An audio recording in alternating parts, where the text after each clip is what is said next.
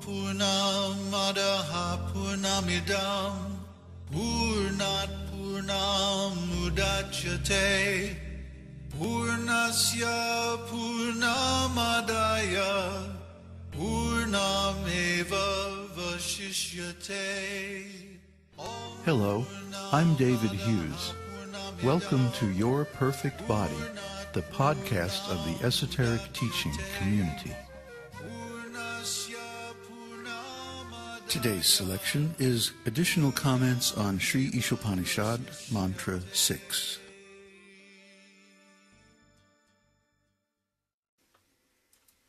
He who sees everything in relation to the Supreme Lord, who sees all living entities as his parts and parcels, and who sees the Supreme Lord within everything, never hates anything or any being. So let's look a little bit deeper into this shloka. Someone who sees everything in relation to the Supreme Lord must also see the Supreme Lord. In other words, without some direct consciousness of the Supreme, how can we see everything in relation to Him?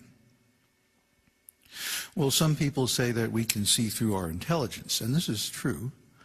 To a certain extent, we can see by knowing or by hearing about the relationships of everything to the Supreme Lord as His energy. We know that the soul, for example, is emanated by the marginal potency of the Lord. The spirit soul is a minute part and parcel of the Lord and inherits a lot of His spiritual qualities. But simply to know intellectually that everything is related to the Supreme Lord is a limited platform. Why? Because we don't always have full control of our mental faculties. The mind is easily distracted, overwhelmed, confused, disturbed, and agitated by the senses and by the qualities of this material world. When that happens, we lose our intelligence. Krishna says in Bhagavad-gītā that while contemplating the objects of the senses, a person develops attachment for them. And from such attachment, lust develops. And from lust, anger arises. From anger, delusion arises. And from delusion, bewilderment of memory. When memory is bewildered, intelligence is lost. And when intelligence is lost, one falls down again into the material pool. Bloop, as Prabhupada used to go. So, our intelligence, because we're in this material world and our potency is limited, our intelligence is fallible. We already know that we have 4 material defects. We have imperfect senses, so we don't see things the way they are.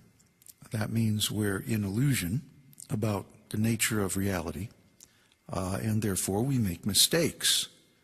However, we also have the cheating propensity to try to cover these things up.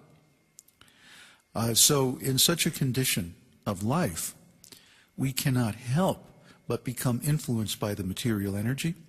And when things get really out of hand, that's exactly when we lose our intelligence.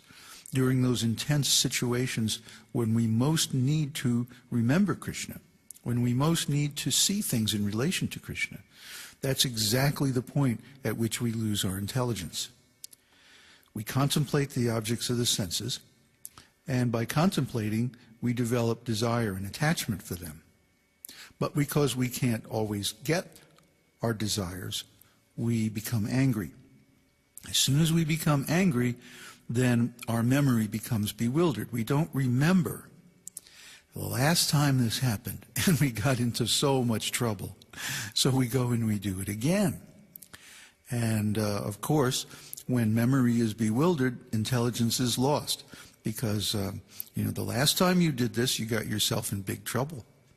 So why are you doing it again? You must have lost your intelligence. So in the midst of intense situations in material life, which are usually self-created, but that's another story, we tend to lose our intelligence and forget the very thing that we need to remember at that time, which is that everything is related to Krishna. Why? Because of desire. We desire the things in the material world that we think will give us pleasure. And we don't realize that Krishna is actually the source of all those qualities that we are seeking to enjoy. So we try to enjoy them through his energy instead of from him directly. This is a strategic mistake on our part, because we then become entangled with the material energy. And since the material energy is a lot stronger than we are, it overwhelms us. We lose our intelligence and we forget to see everything in relation to the Supreme Lord. So it's a good start to read things in the scriptures, like Īśopaniṣad and Bhagavad-gītā, and try to cultivate this equal vision of seeing everything in relation to the Lord. However, we need to understand that our intelligence is fallible. So we need to find another way to see everything in relation to the Supreme Lord that is not subject to the same failures as our intelligence is. That means we need to contact the Supreme Lord directly so that we can see him at every moment and be aware of his presence constantly. One good way to do that is the practice of the presence. You should all read this wonderful little book. It's out there on the internet, and you can find it very easily from Google. It's called The Practice of the Presence by Brother Lawrence. Brother Lawrence was a 15th century English monk, and he perfected the practice of a constant inner dialogue with the Lord in the heart. In other words, he would keep a running conversation going with the supersoul within his heart. And by this means, he was able to remember the Supreme Lord constantly. And although he was just a very simple kitchen monk, he became very powerful spiritually. So his teaching is still potent and remains a source of inspiration for many, including myself. I read this a few years back, and I decided to try it. Now, at first, you might think, well, this is just imagination. You know, if you read this book, Conversations with God, one contemporary author has written, you get the impression that he's making a lot of this up, that he's putting words in the Lord's mouth that he wants to hear. And that might be true in the beginning of this practice, but especially when combined with other powerful spiritual practices, such as the recitation of the Lord's name, japa, either Om Namo Bhagavate Vasudevaya, or Hare Krishna, Krishna Krishna, Hare Hare, Hare Ram, Ram Ram, Hare Hare. Or so many different Vishnu mantras available that you can address the Supreme Lord by his name. And this is another good way to remember him. Unfortunately, in our culture, it is awkward to go around chanting all the time. People don't understand. They give you funny looks. Another device that people use to remember God all the time is dressing a certain way, dressing in the robes of a monk, let's say, or a priest or something like that. And even this is losing favor in our culture, and you'll find that if you wear a vestment of some kind, that people will definitely treat you differently. So what is the key to remembering God at all times, to creating an infallible link with the Supreme Lord? Well, we have to have a personal relationship with him. Just like when you are in love with somebody, you think of them all the time. You can't get them out of your mind. So everything that you could find that is lovable about any person in this world or in any other world is originally present in Krishna.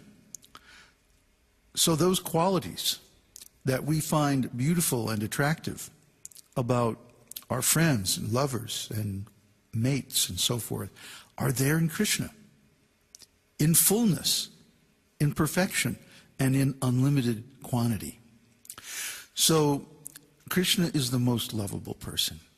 And when we do love him, we find that he reciprocates from within the heart. This is what people who try to approach God on an intellectual platform always seem to miss. That no matter how good our philosophy is, no matter how many Sanskrit verses we memorize,